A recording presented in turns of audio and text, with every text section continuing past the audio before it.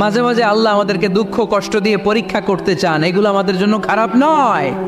এই দুঃখ কষ্ট বিপদ আমাদের কোমরকে সোজা করে, আমাদের পায়ের মাটিকে শক্ত করে, চিল্লায় বলেন ঠিক কিনা?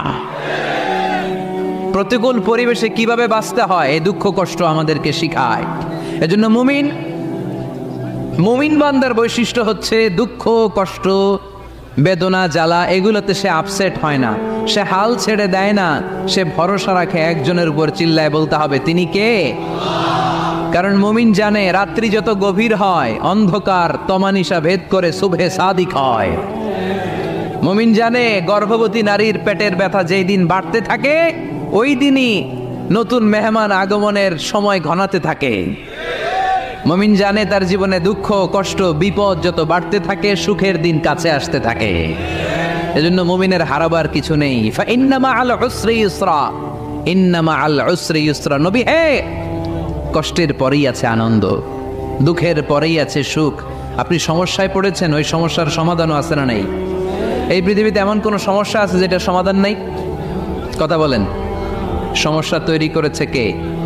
আবার সমাধানও দিয়েছে কে? Allah doesn't create a lock without its key.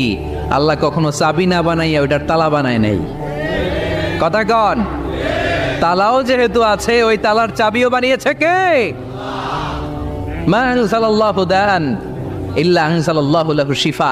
আল্লাহ দুনিয়ায় এমন কোন রোগ পাঠায় নাই যেই রোগের ঔষধ বানায় নাই, এমন কোন রোগ নাজিল করে নাই যেই রোগের কোনো চিকিৎসা বানায় নাই, হয়তো সেটা আবিষ্কার হয় নাই। অনেকে ক্যান্সারের কথা বলতে পারেন যে হুজুর ক্যান্সার এমন রোগ, এই ক্যান্সার তার নাই কোনো অ্যান্সার, কিন্তু বিজ্ঞানীরা বলতেছে এটারও অ্যান্সার আবিষ্কৃত হচ্ছে। সুবহানাল্লাহ কইবেন না? কিছু কিছু ক্ষেত্রে হয়েও গিয়েছে। এজন্য দুঃখের পরেই আছে সুখ, কষ্টের পরেই আছে আনন্দ। এই দুনিয়াটাই এরকম, কষ্টের পরই আনন্দ। দেখবেন তারাবির নামাজ 20 রাকাত পড়তে কষ্ট লাগে না? কোমরে ব্যথা, হাঁটুতে ব্যথা, কিন্তু 20টা রাকাত যখন শেষ করে মসজিদ থেকে বের হই একটা আনন্দ আছে না নাই? কষ্ট করে পরীক্ষার জন্য প্রিপারেশন নিলেন আপনি কয়েক মাস, কিন্তু ফলাফল যখন ভালো হয় তখন একটা আনন্দ আছে না নাই? সারাদিন রোজা রাখলেন রমজানে, কি কষ্ট, তৃষ্ণায় গলা ফেটে যায়, কিন্তু ইফতারির সময় যখন রুহ আফজা শরবতটা খাই কেমন লাগে? একটা আনন্দ আছে না নাই?